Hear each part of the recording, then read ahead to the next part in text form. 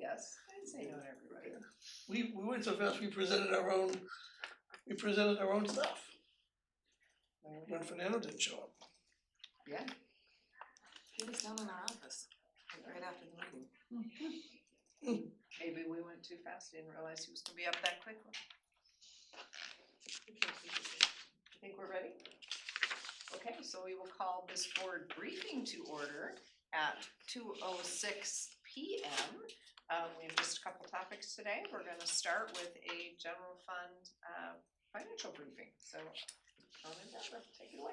Thank you. So we brought this before the leadership team meeting at the first of the month, but since I was going to have my budget committee members, or at least two of them out of three here, and I don't think Commissioner Scar, you weren't here, were you?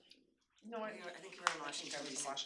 I just thought I would bring it before, using the direction that the budget committee members and everybody that was in the budget roundtables, the direction that we're moving as far as reducing authority within general fund budgets, what it entails, also showing our timber revenue projection that we believe is going to be a lot less than what we've budgeted for.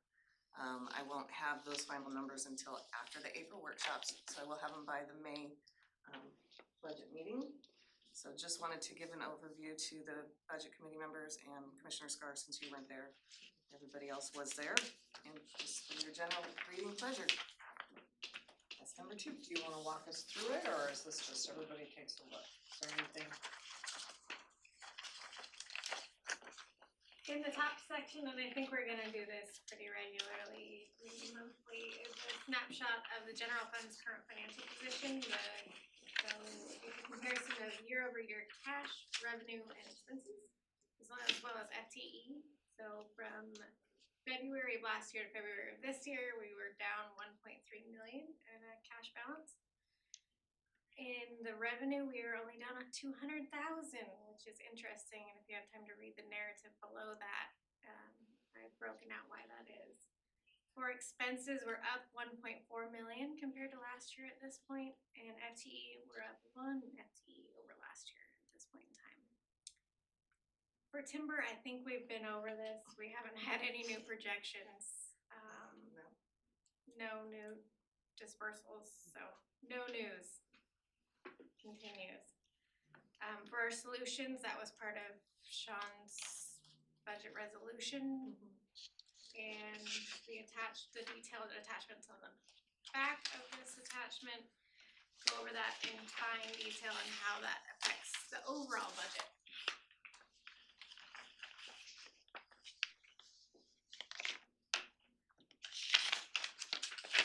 You see there were a few increases in budgets too, though, based on when bargaining got over, especially with Teamsters.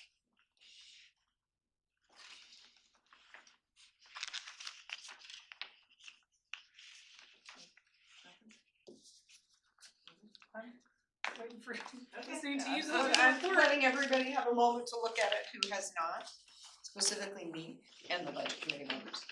Although I did see it attached.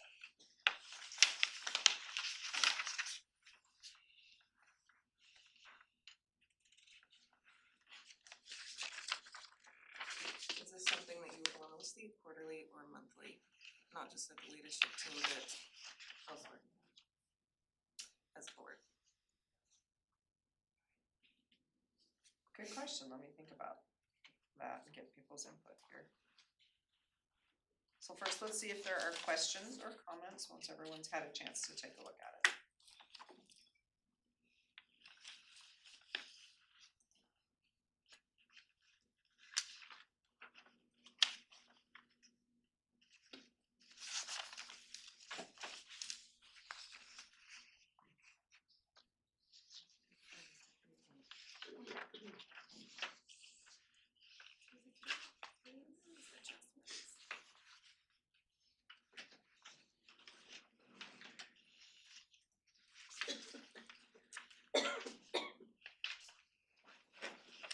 Looking at the general fund briefing, when we're looking at just the current financials at the top, it says compared to last year, timber revenue is down by 1.6, However, we've offset this with 450,000 in one-time grants, 300,000 in property tax, and 100,000 in the newly implemented workforce housing.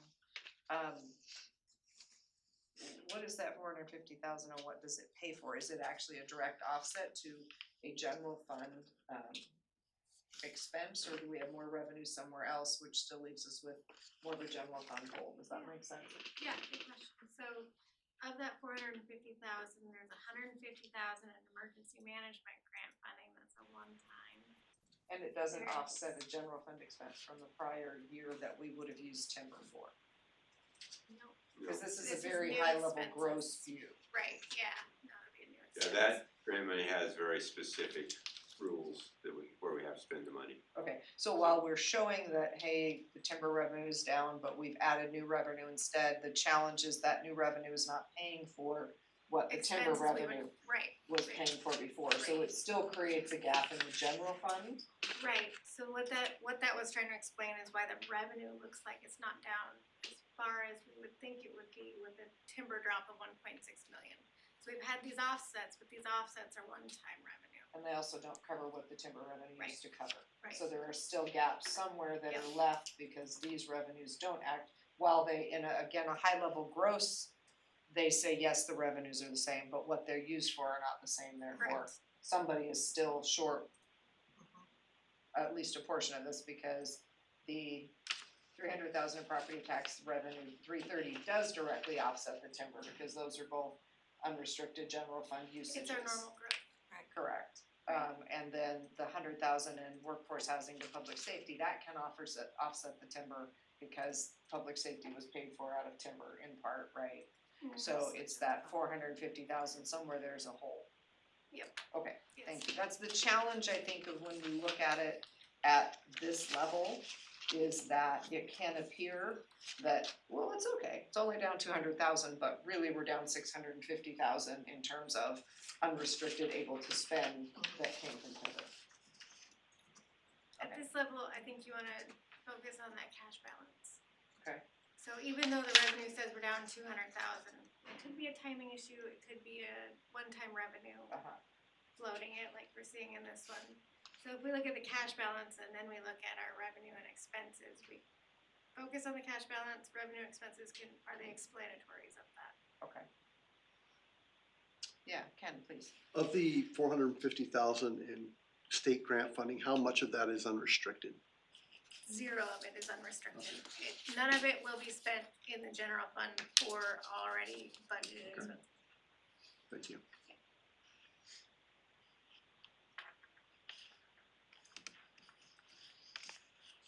Well, when we do the EMPG grant, is that reimbursement? Sorry, Separate. recurring budget, yes, yeah.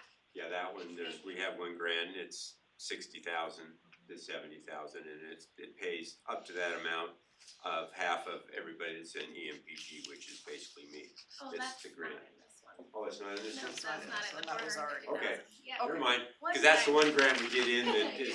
goes right back into the budget, so. That's not in the 450,000. So the other portion of that 450,000 is CJC 81,000 that's currently housed in the VOC budget will be moved out as soon as we get that new fund. There is can't remember the total amount, but there's CAMI funding in there that I believe will be going pass through and will not be spent in the general fund. Okay, thank you. It's just helpful to look at that and try to piece that apart. So the cash is down 1.3, expenses are up 1.4. That's kind of the two pieces that fit together, and then there's some other lesser amounts and timing that comes into play. Yeah. Is that, okay, thank you.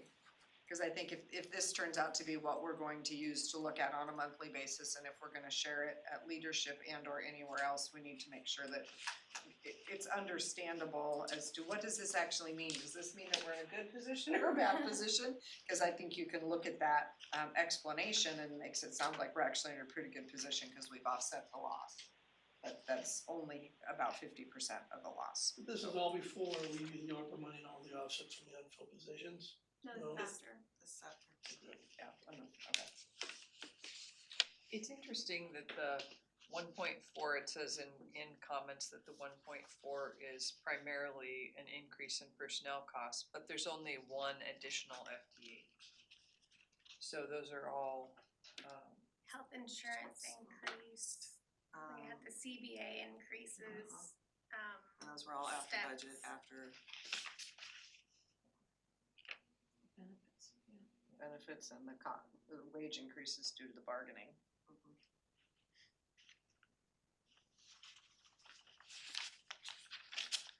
I'm still trying to get my head around this, Okay. my first time, my first year, but, so what I'm confused about is, this has always been my problem is, we were down $1.3 million, we did all the ARPA stuff, we did all the wage stuff, we're still down $1.3 million, is that just timber?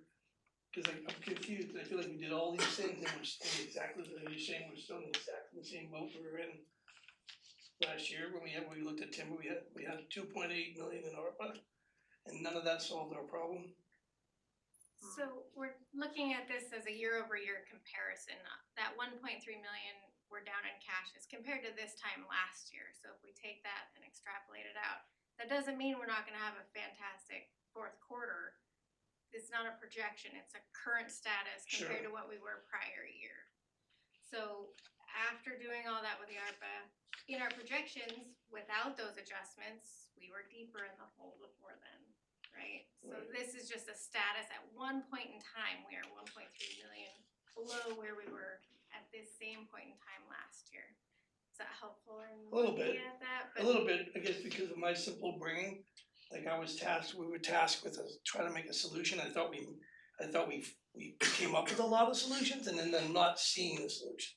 Okay, so the solution was that our goal was to be able to get to $10 million ending cash balance for this fiscal year.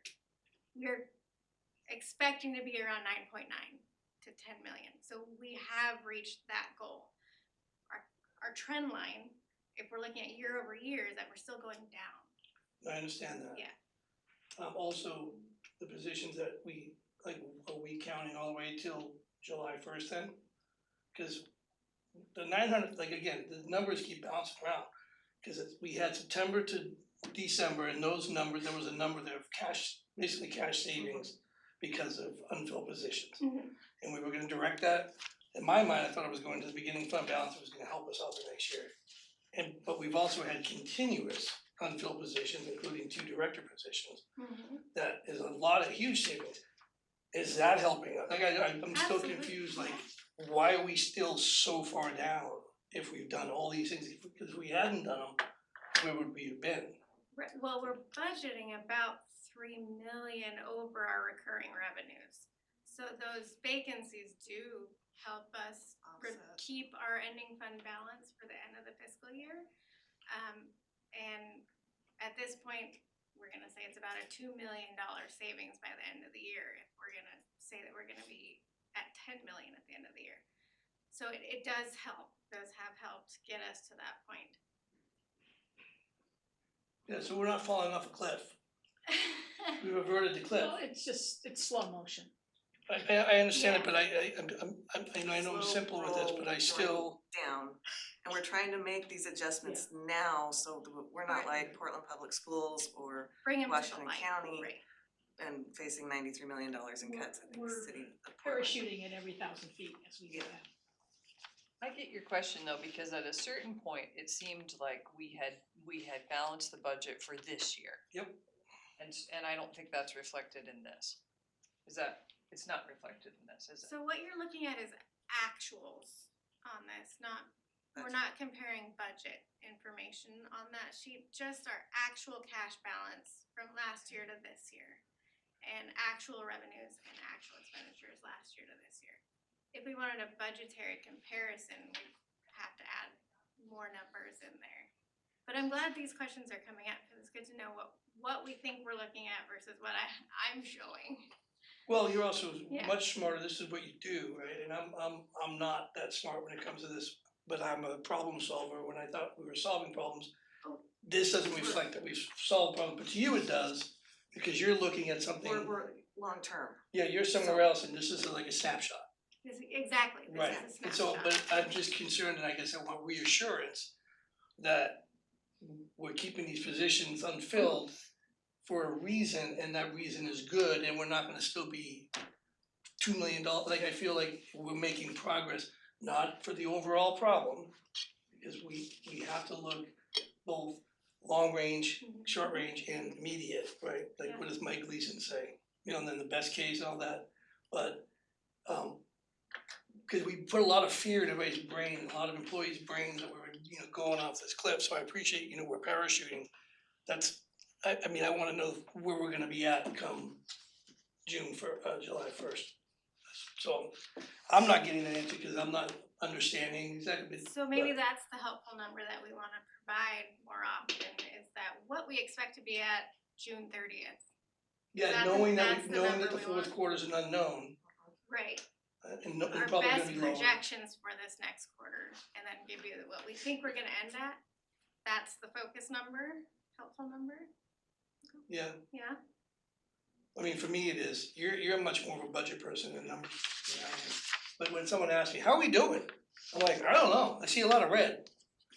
And I don't know how we're doing, and I mean, people can laugh at me, I don't mind being the scapegoat for being the dummy. not mean that. But the reality is my excuse is I see like the goalpost keeps moving in my brain, but maybe it's not actually moving by the way you guys like through your glasses. Through my glasses, I feel like we've done what if we did so much? And as far as I know, most departments didn't just blow all that money from the unspent salaries. They've been really good about not blowing it all. I wanna show them that their hard work and their diligence in not doing that has brought us to a good point. That's all. And I don't think we'll know that until we get the fourth quarter timber, because the third quarter timber was so much less than so we budgeted 4.5, and at least in our minds, I think we think about that being kind of equal for payments, right? And so what you see today with third quarter timber is that it's not an equal 3 payments, and so it shows us further down. So at least in my mind, part of the reason that 921,000, which if you think about it, it's nearly a million in savings. If timber had come in, if we'd had 1.3 million more in timber, which would have been 3 equal payments, we would have been pretty close to where we needed to be. Does that make sense to you? It does, but we also, so what we see we're betting on it here- being very low. We don't know what fourth quarter will Historically, be. it comes in, last year it comes in higher. I'm not thinking it's going to, cause I've been Right. talking to people in the business as well. But we're still saving now. Yes, As and that we're is going into this, we reflected. still haven't Right, paying for an HR, we're still not paying. yes. only goes to February? Yeah, those were February. So we don't need to do this today, I'm just saying, so you know, my brain is like, You know, it's helpful to know other I numbers just are wanna needed. know progress, and I understand that's budgeting on the show. I just wanna say that we're showing progress. Yeah. We asked people to do a lot, we've talked about it a lot, we had a lot of fear last year that was not helpful. And what I wanna do now is say, we're not saying it's, again, I always have to say this, I'm not saying it's fixed. But I'm also saying we did these things, we asked them not to do a slow roll on hires, I wanna show our people that it paid off. It's better, yeah, we haven't solved the problem, but it's better, I wanna let everybody a chance to. Yeah, I really appreciate where you're coming from, Paul.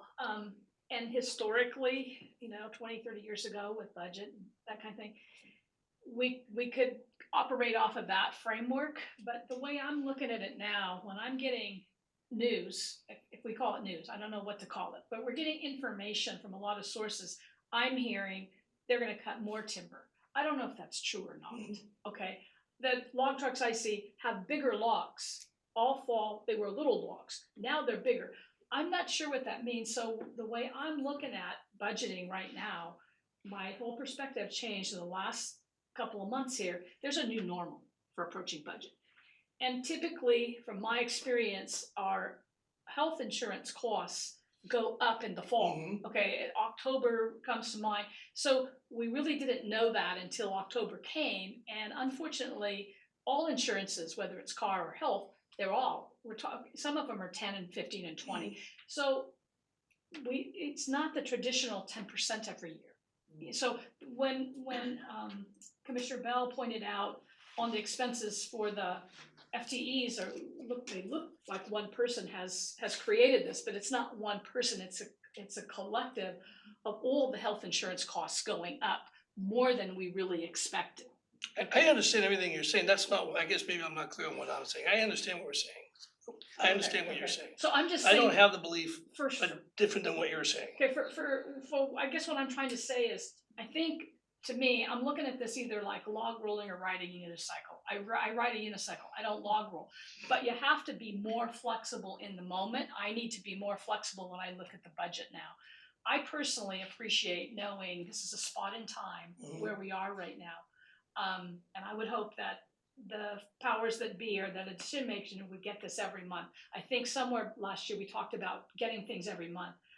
I would say that if we're looking at every month, we're gonna find out sooner than if we wait. And the powers that be, they need that, it might be a little extra work. But I'm changing my, how you say, paradigm for how I'm looking at budgeting.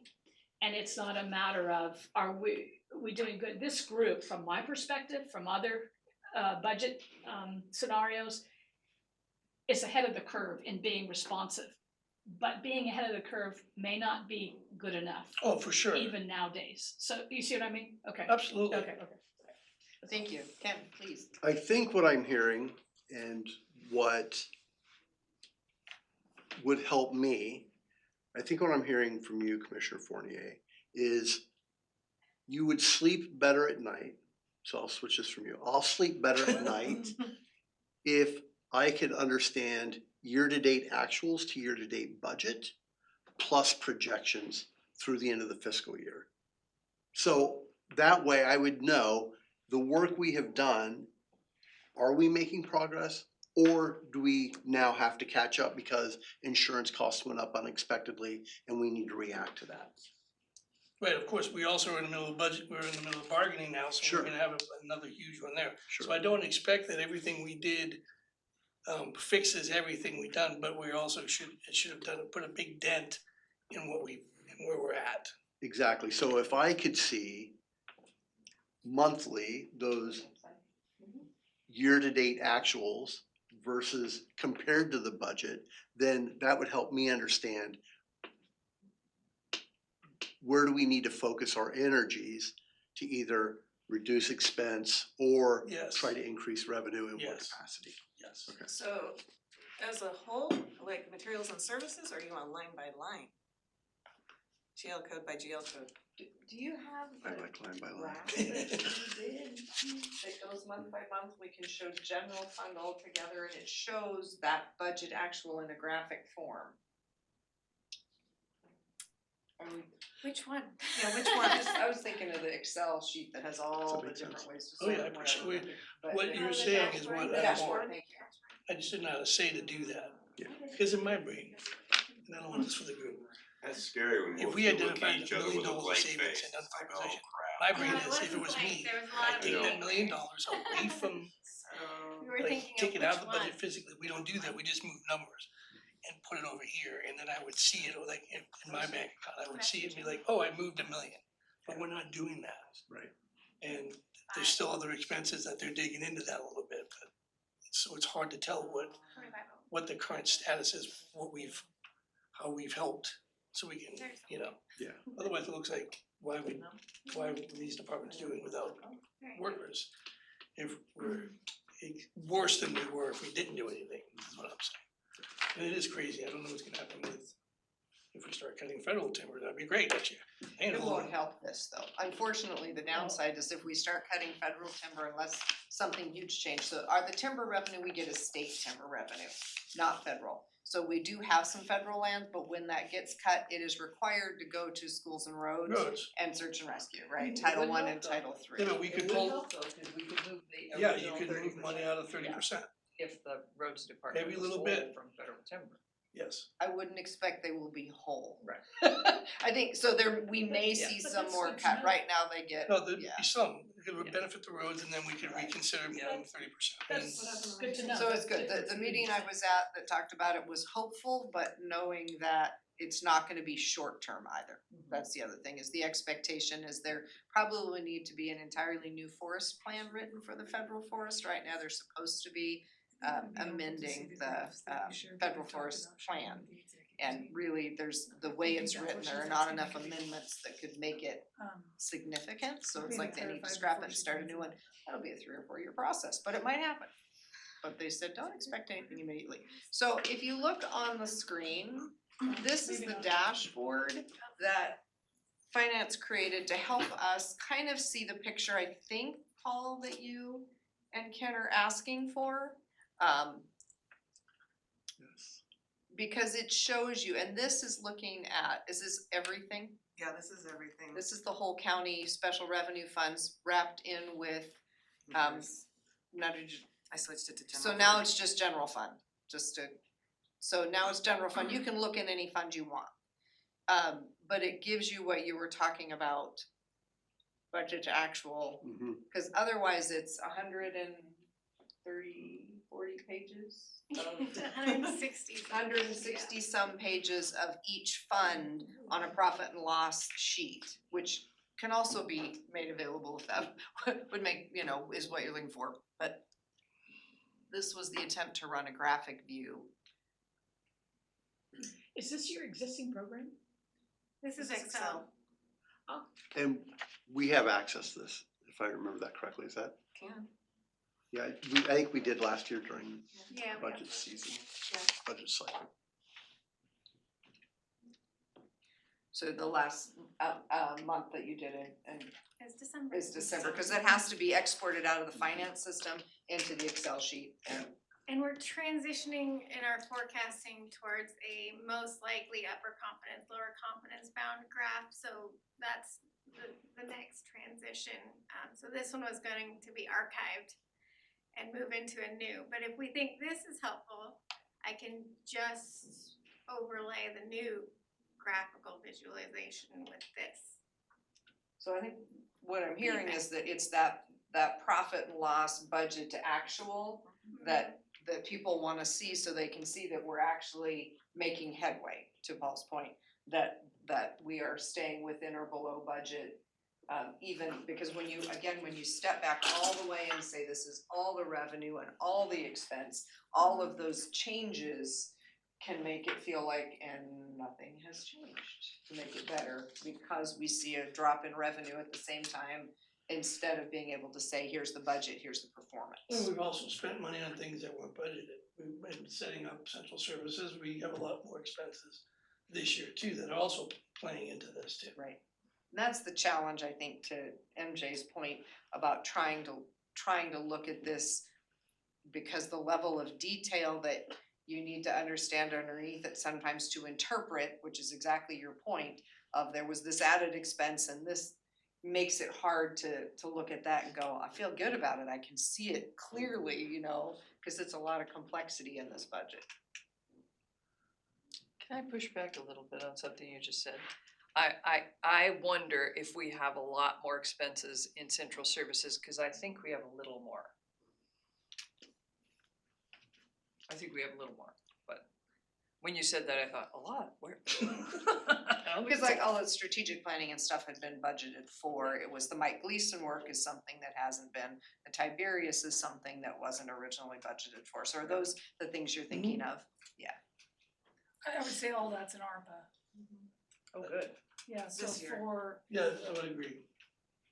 Yeah, it's in our, but was it budgeted? I think to the point now we're in that. It was budgeted after we read. I think it's a good thing, don't get me wrong, again, it goes to my understanding of what are we doing?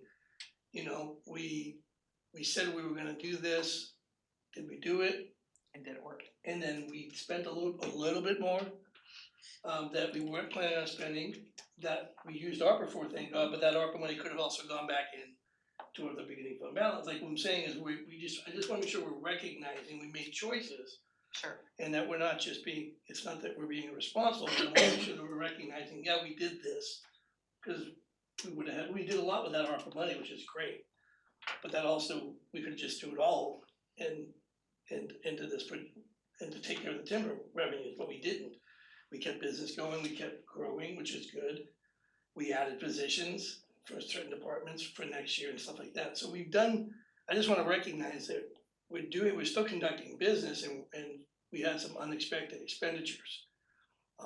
Because if we truly wanted to solve the problem, we just wouldn't have done anything with ARPA but put it towards the deficit. But we had to do the things we did.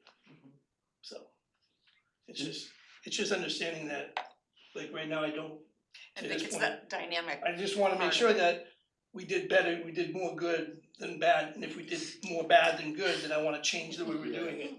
Agreed, and I'm I, gonna say it in simple terms, because half the people that work for this company don't have the knowledge that you do, and they wanna know that. Are we getting better, or did we do a good job, or should we relook at how we're doing things? and to that point, I think some of those unplanned expenditures, Tiberius comes to mind, create additional revenue, hopefully, that far exceed the value Absolutely. of that And that's why investment. they're worth doing, Yeah. that work is important work. and So it's should easy to have been look done. at, oh, we had these unplanned expenses, great, what are you doing? But if it, something good comes from it, then, Absolutely. Investment with a geniuses. return, yeah. yeah. Andre? Help me here, I thought I recall that our consolidating central services was gonna actually save a lot of money. To consolidate may have cost a little bit, but the overall, wasn't that a cost savings overall? Is that, I mean, that's how I understood it. I think the strategy is to get to that point, but we have to Get there first. get to that point. Oh, okay, we haven't arrived yet, I've got it, No, okay. cause it will create greater efficiencies. Right, that's, Through the work And that we change do. the allocation thing. So Right, I was right. looking at that as a cost savings. Okay. Yeah, it's not an immediate cost Okay. savings. I mean, Yeah. it's having that effect right now because Rachel is also the HR director and Rachel is also See? working with an interim IS director. That is not what we meant That's by efficient. cost savings, right? That was not what we meant by cost savings. It's part of that 921,000 or million, 921,000, nearly $1 million that is there. Anyways, I'm fine, so you don't need to focus on my concerns anymore, we can move on with the meeting, so I appreciate that, and I appreciate you putting it into words. So I think what we heard, just to sum that up and make sure we're on the same page, is that we do wanna see financials monthly. We do wanna see some form of profit and loss budget to actual monthly, so that we can see if what we're doing is having the impact we want it to have. So, I know you said you're getting ready to potentially put the dashboard to bed. So we talk about it, I'll let you all think about what might be the best format of profit and loss for a monthly. That gives us enough detail to see, because this one, unfortunately, at that level, it doesn't give us quite enough of a view in to see. To another example to my pea Yeah. brain, my pea brain is, our department had a very high travel mileage budget that we didn't spend a lot of it. Yeah. So a snapshot of that money is money we budgeted for, we're not gonna spend. Other departments did the same thing. I know a lot of departments, they were conscious of what they're spending, listening to us last fall. And that's why knowing that work that they did by not sending 5 people to a conference saved money and helped somewhere, whether it helped pick up some of the Tiberius work, which is great, that's the kind of thing that I like to see. It's like, okay, we did this, it helped a little bit here, in the long run, it's gonna help along the way, so. That's Simplified. simplified for me. Yeah, I think that's the challenge, cause again, on the intranet, you have access to that, Paul, it's really fun, all Oh, 160 I've looked at pages it, of I know, it. I've seen it. Cause then you can see those impacts, but I think to your point, and it's a good one, is how do we create something we can look at in a broader sense? Cause most of us are not gonna sit and go through 160 pages of profit and loss to see where that happened and where it didn't happen, right? Okay, good conversation. Okay. Any other questions that anyone has? I think we kinda got to the first page and then good conversation, but I don't know if there's anything more specific or anything else from the information that was given to us that we wanna talk about. So and you probably already said this, but I just wanna solidify it in my head. We really don't anticipate any increases in timber income. When you see those logs, whether they're big or small, you always wanna look at the front right behind the cab, and if it has a pink tag, those are the ones you wanna look for, those are state. I'll log those, okay. But if it does not have a tag on it, no, and generally, we've not seen an increase in pink tags. I will say, again, not for this time, but there's a bunch of good sales there, and I saw somebody down in the meeting, there's like 12 current sales, which we won't see for a while. Right, cause they have up to 3 years to log. Yep, but that's still a good sign. But we're not anticipating in this fiscal year, we're not gonna be surprised by any gross increases? We have no idea, because the way the timber is done, the sales are sold, they have 3 years to harvest them.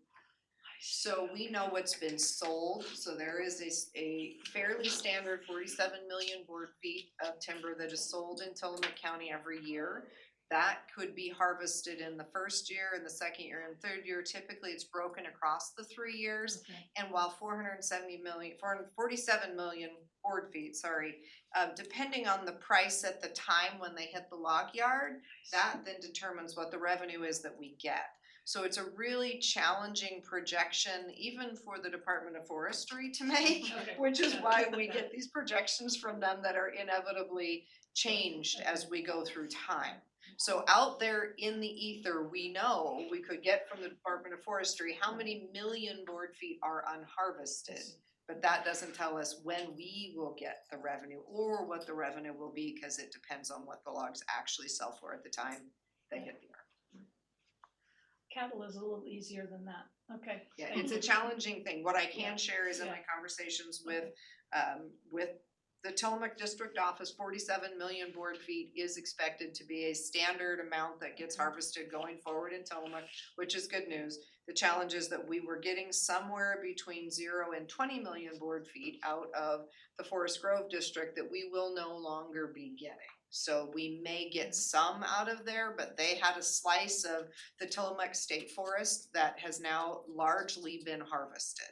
And so it's going to be quite some time before they have trees that are what I call ripe. There's a forestry word for it that for the life of me I can't put in my head, but ready to harvest. And so we expect to see that drop largely because we're not getting it from that side. Now, log prices could go through the roof, and our 47 million board feet could suddenly be worth way more, right? Okay. You know, But this, but the point being, it's very hard to the board estimate. fee doesn't change, and when we get it is another factor. You got a 3-year window. You got a 3-year Okay, window, got it. Yep, Got it, yep. okay. so it's challenging. Right, well, yeah, I'm new to timber, so. So that's a quick overview.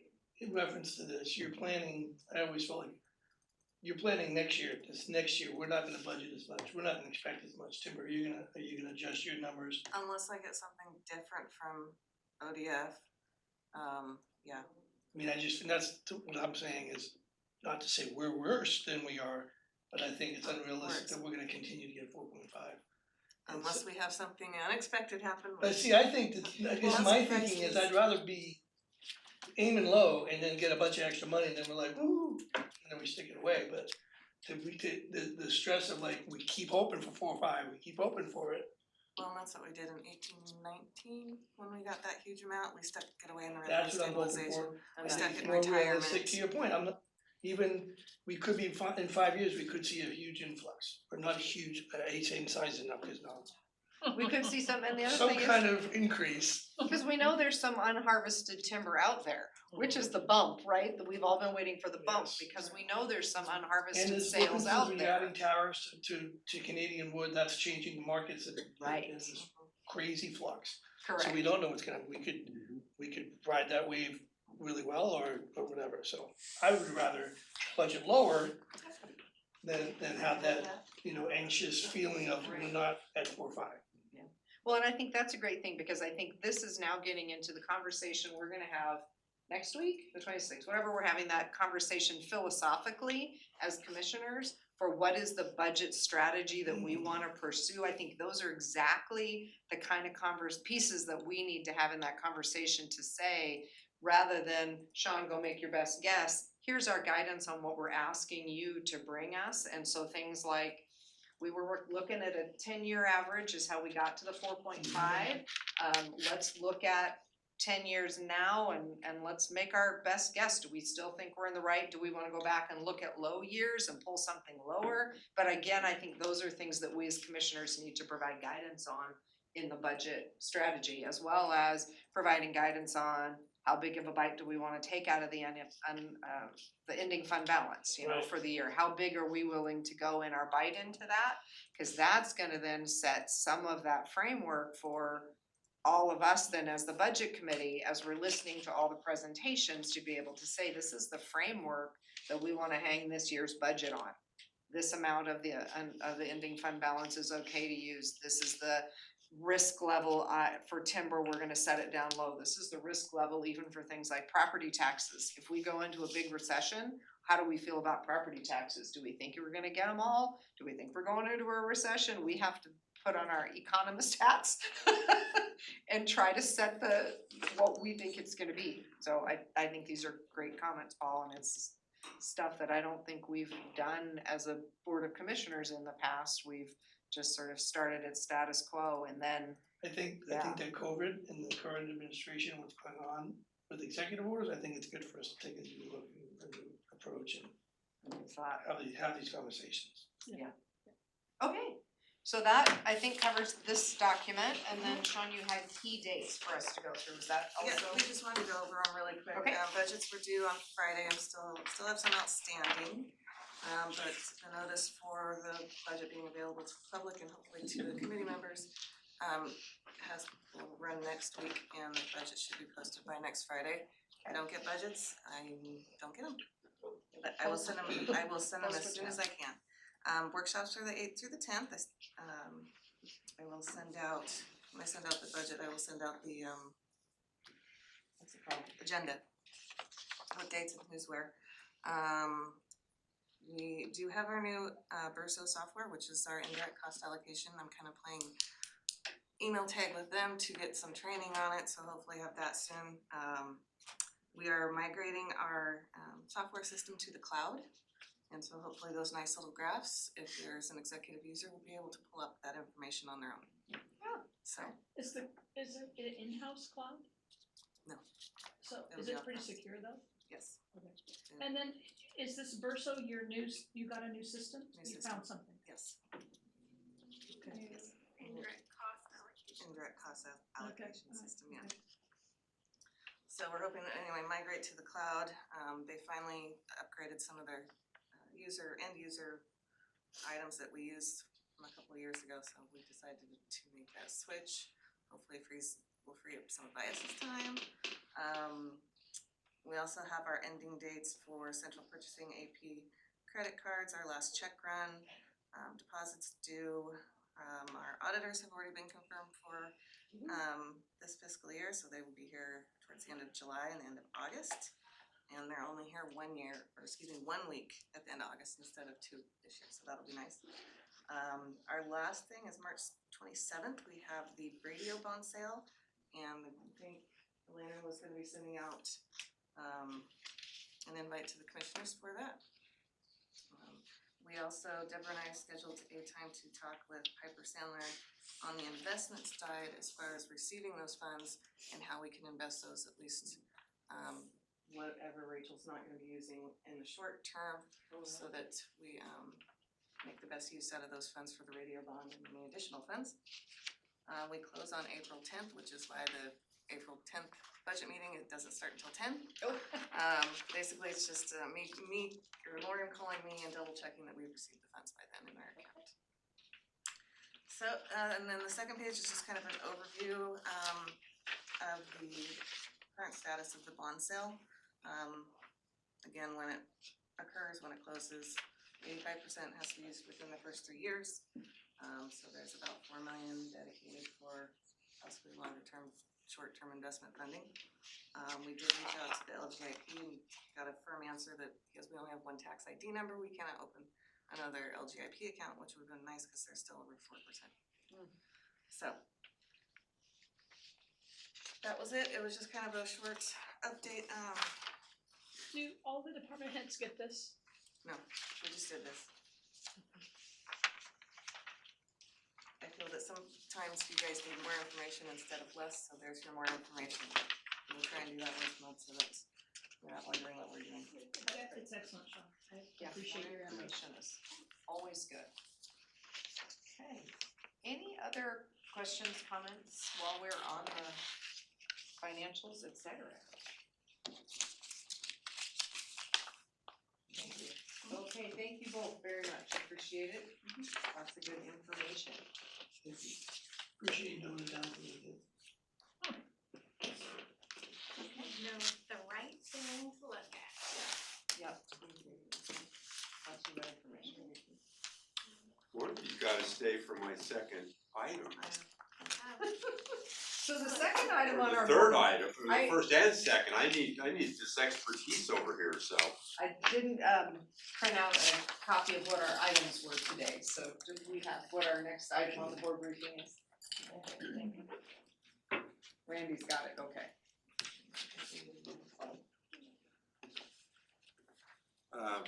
First item is tied with Thank you. FEMA Sorry, it's grants. normally at my desk. And what they have done in our last applications. Uh-oh, I didn't know that there's gonna be all our budget people here. That's all right. We'll give you one We can share. share. What this is their template that they want us to, it's missing from the application package. With that, you know, there was all the other little add-ons, and this is one thing that they said that we do not have, and it's this designating agent. And so I was like, really? We've never done it before. I talked with our budgeting guru, and she's never, that was unfamiliar to her. I talked to Chris, as our FEMA guru, and he's never seen it before. I But it- designate Paul. But it is in the application form, and it's got a little checkbox that if you don't do it, you get a phone call. What it is that the designated agent is somebody that is a one-source contact. It's also somebody who is familiar with the grant that you're doing. They're the ones that do the reports back to FEMA every month or every quarter, whatever they need. They make sure that the requests for reimbursement go in. They track the grant basically. They are not a physical agent. That's separate. Because I have to also name who the physical agent is for the grants. And this it covers 4 grants, as you can see on that.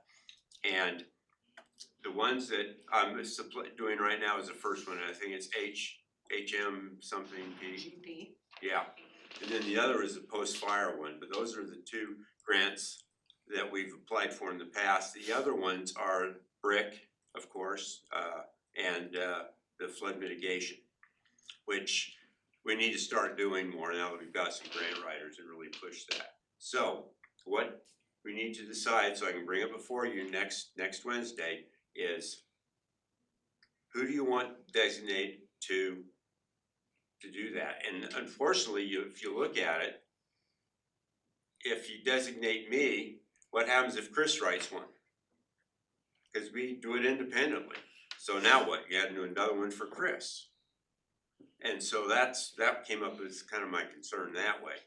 Of, you know, who do you do it? But that is a person that they're gonna expect, you know, the communication from and also the reporting.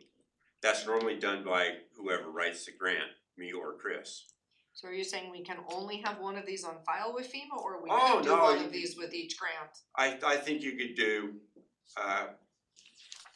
I think what we need to do is if we wanna do a couple of different ones, I would do that and then have them on file, and when, if you say me and Chris, just for example, when I write the grant, I'm gonna attach the one that we have on file for me. Sure. Then if Chris writes a grant, he's gonna attach the one that's on file for him. Sure. And so that way we're doing it, and then we'll put Paul on another one. But So, seems like the easiest if you Is and, that what you just said? if you and without Chris me? both communicate and write grants and work with FEMA for each of you to be the agent for your respective grant, seems to make the most sense. Unless there's Yeah, something wrong with yeah, that, that's, That I'm I not so getting. too. So 2 of these. 2 of these. And Yeah. then you guys put one in whichever grant. that's what I do, and we don't need to advertise that, we just have them on file. Right. And Nope, then, I think that because works. what I have to do is just attach it to the grant, each time you just attach it to the grant, because they understand that it may be a different person. Yep, no, I think that makes sense, so. But I don't wanna have to keep coming back and keep Nope. doing it. Right. If we Nope. could do that. Now, the next question is, that is just a template. Their ruling says, or similar, if your entity has their own document capturing the same information to ensure that name, title, and position, and signature of the designated Do person. we have something like, have we done something like this in the past, that we have our I've own seen document? similar things, it's basically, you guys don't wanna be signing all these papers every time you No, gotta submit so it. we can make one of these up that fits us and have Yes. one ready for him and Chris. That was my next thing, is I think that what I'd like to do is turn it over to our contracting people or whoever would do that and our attorney, make sure it forms there, and I don't know whether you or Isabel wanna do it, or It's a if you want very me to do it. straightforward form, if you wanted to fill it out and put it on the agenda in a. So I just wanna use their form? Sure. Okay. Good, that's all I need to know. Okay. And Well, so that was this, easy. I'll do one and then I'll let Chris know that he's gonna be Yep. his, because He needs he's, to do his own. Maybe yeah, run it he's by never done it council. before. Yeah, and- we'll look at it. Yeah, before it goes we'll run Yeah, by council. goes through that Yeah. again. We'll do all that as soon as I get it back from Rachel, I'll take that one and put it on the agenda, Great. okay? Simple. The next one that came up is because I got an email from Sean concerning my FTEs. And so we wanted to talk to you about that. Right now, we've had 1.5 FTE. And in the past, what? 1.25. 1.25. In the past, what we've done is that 0.25 has gone towards Matt Kelly, under sheriff, to be my backup and to fill in. That's fine until the sheriff says he doesn't have the time or bandwidth or anything to do that anymore. Find somebody else. Because Matt is they've got him too overloaded. So that came up for now. And so this year, I have that intern, but that was kind of rude.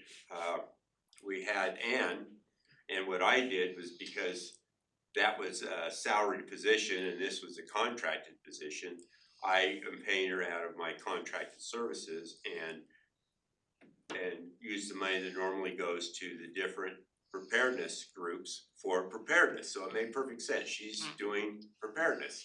So that's where that came from this year. I didn't put it in this year's budget for a couple of reasons. One is I lucked out this year, and I don't know if I get somebody that's gonna be worth the $26,000 next year. Plus, you don't know until June of next year. So if I budget it and leave it there, then that's fine. If we don't get one, then I can just use it in the other way and not tie it to any type of position. Problem is that somebody from Rare is only here for 9 months. That doesn't do any good for being a backup. Plus, to be a backup, they have to have all the coursework and everything else for the state. So that was brought up. We've had some conversations, but we never really kind of ended it and made sure, but this is a perfect time with the new budget year. So there's a couple of options that I'm thinking we can do, is keep the 0.5 and find another county employee that can be my backup and pay part of their salary, or if it's an on-call pay or something, to do a backup and then also, assist when we need it. We came up with Ruben to be a backup, who's an excellent choice with his experience and knowledge, but he's also our radio guy, so in a major emergency, is Ruben gonna be available? And Ruben's fine to be on call and everything else. We looked at doing a on-call rate, and we ran it past the HR director at the time and determined whether or not we're gonna have any trouble with the unions over that, and there isn't. It's fine, we can do that with that individual. So if we want to pay somebody an on-call fee, and then also if they actually work, pay them an hourly fee, where do we put it in the budget? They're not does it come out of an FTE? Is that where we allot the money, or is there another little line item that we put it? That's another question I have, is how do we fund it? Because, I may not be alive at some time, and so we need to find a backup and work it that way. And so, So I'm not sure that we're the best people to make this Yeah, decision. I know, please, Rachel. So is the concept still for Ruben? that's what we're working on Okay, now. So, yeah, I didn't know this was on the agenda today, and if that's And neither just- did I until I got an email, and and Just questioning, no, that was just, Randy, that was question. Yeah, Sorry. so I think this is something we could talk about offline, it's just about matter of where to put it in the budget that I can talk with you about. It's a little more than that though, Okay. because we Please have, elaborate. yes, we have talked about Ruben and everybody agrees that Ruben would be amazing, except that in the case of a real emergency, he's not available. So that means Ruben is not amazing. Ruben is great when you're on vacation for a theoretical emergency, but for an actual emergency, we will need him to do his own job. So that's sad, I think, because Ruben's awesome, but he can't do his job and yours. So and to have somebody who's an actual emergency manager in a disaster, there's a bunch of FEMA training, so you know that, but maybe everybody in the room doesn't. So we also can't expect somebody like Anne to do that because she's not qualified. And in the case of an actual disaster, I have a hard time picturing somebody who's it's gonna take a certain skill level to actually lead that room full of people. And that's a particular skill set. So I think we really are in a place where we need to figure out who could actually replace you in a major disaster, and maybe it's a contractor. Maybe it's somebody who's not in our organization, because Matt is in the same position as Ruben, to the sheriff's point, which is a good point, that if there's an actual disaster, the sheriff's office needs Matt. So that's a real thing. So I don't think that 25% should be in the sheriff's office budget this year, and I don't think we know who it should go to. So it sounds to me like you need to get with Rachel and design your budget. Right, What you and expect. do that. I'm thinking I like your contract idea, cause there's a lot of retired, quasi-emergency managers in the county, I've been finding out, that Maybe would Chief have the Carpenter. background. What? Maybe Chief Carpenter would. Yeah, I mean, that's what I mean, Kim would because, be good. yeah, he would be excellent at it, and, he doesn't need any free time. And again, it's not, if you look at the times that we needed someone who wasn't here in the 4 years I've been here is 0. Mhm. So it's basically, we're buying insurance. Correct. And so I can do some other looking, I'll talk with Rachel offline. I'll think of some other people that you wanna throw me some names of who you think would be good. And that may be it, then we'll figure out where to put it in the budget before Friday. Okay. Or something, so that was my other little thing there, was just so we can talk about it, because every time we talk, it changes, because we keep thinking of, well, what happens if our radio towers are down because of the snowstorm, and I think you've identified the key point, and it sounds like we know who needs to take this forward, so cause again, for me, in terms of details in the budget, not what we do, so. Okay? Are we good? I just wanted to make one comment. Yeah. We talk about the grants that come in that are specific. One thing that's good about it that I have is that when I get a grant that helps me buy emergency supplies, I don't put that in my budget. So it actually is saving the budget to have the grant coming in, so there is a little bit of an offset. Or I would have a lot higher need. True, so those are things that show up as an expense, but the revenue is not as a grant, so then yeah. And so that way, it shows the expense, and I would have had to, I would be in here asking for a lot more money. And so I just wanted to point out that that's, even though the grant is very specific, it actually helps not have to budget a lot more money, For sure. which is nice. You're Kinda like doing a my great little job. stealth mobile out there. You're doing a great job So- getting grants. Anyway, I just, Okay.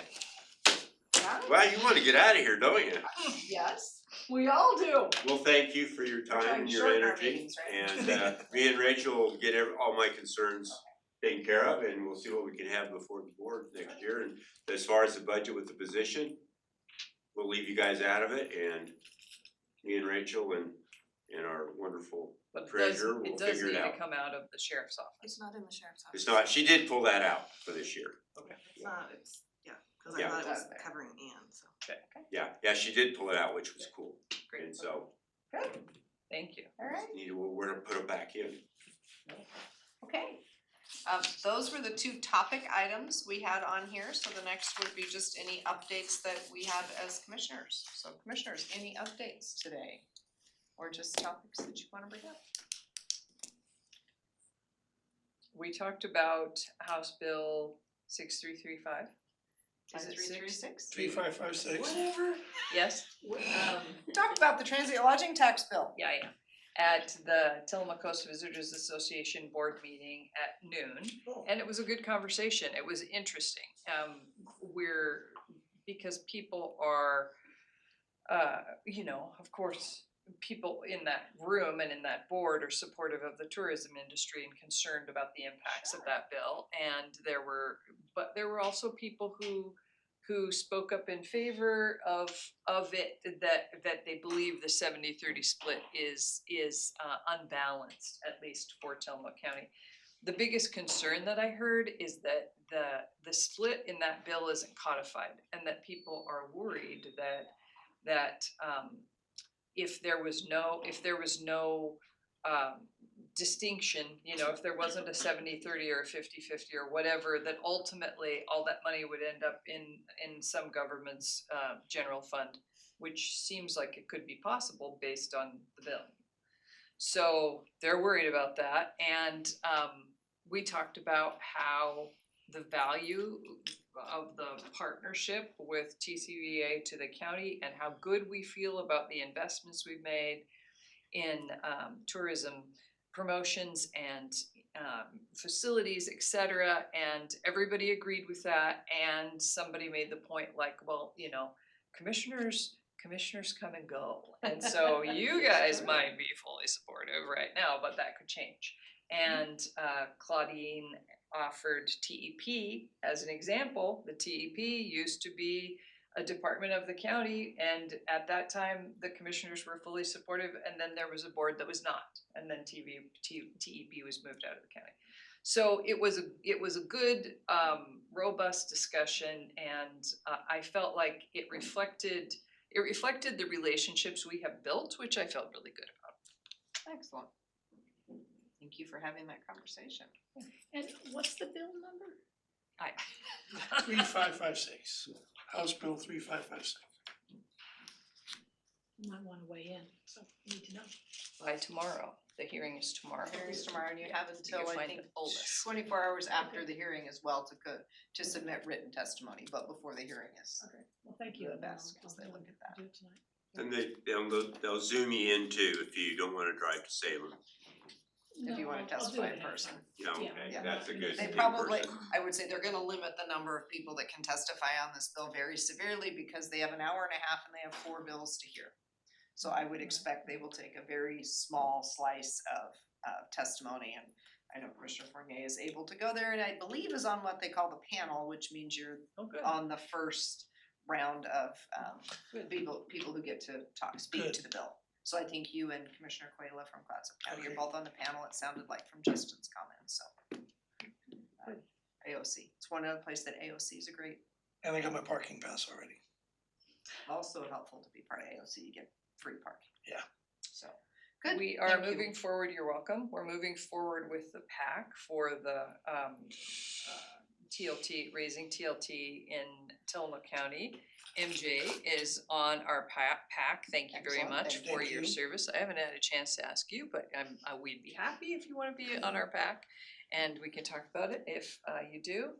And so we're calendaring things. I mentioned earlier, we're encouraging everybody who's gonna support that to write letters to the editor and let me know, because we want, as through April and into May, we wanna have several letters to the editor in the paper each week. So everybody who supports that, we'd like to ask you to write letters to the editor, let me know. And anybody who wants to be involved, we'll welcome your involvement. Thank you. Commissioner Fournier, anything I'm you good. wish to talk about? No, I think we're good. Okay, so I will be going on Friday to Salem for the finale of the small table group timber conversations we've been having with the governor's office with the hope of finding a replacement revenue source. So far, we have come up empty, other than the, potential to take the money from the schools, have them backfilled by the school equalization fund.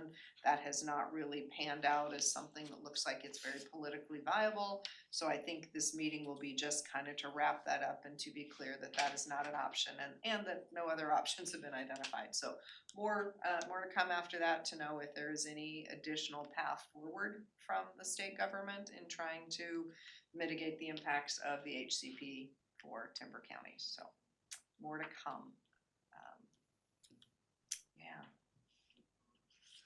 That's all I had to share today. Okay. Sean, anything more for you? No, I took up enough time, I'm good. Okay. Rachel? I'm good. Anything for you? Anyone online that wanted to bring up something to the board briefing today?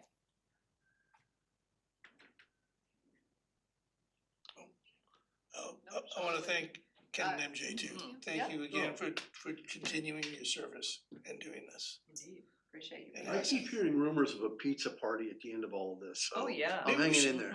You hear that, Deb? That's fake news. Yeah, You get lunch, 2 days. That's true. yeah, that's true. Might be a Got money pizza in my party in the budget middle for of it. party. Thanks again for you guys Okay. continuing. Thank you both. If there's nothing else, we will adjourn this meeting at 3:12 PM. Thank you. Thank you.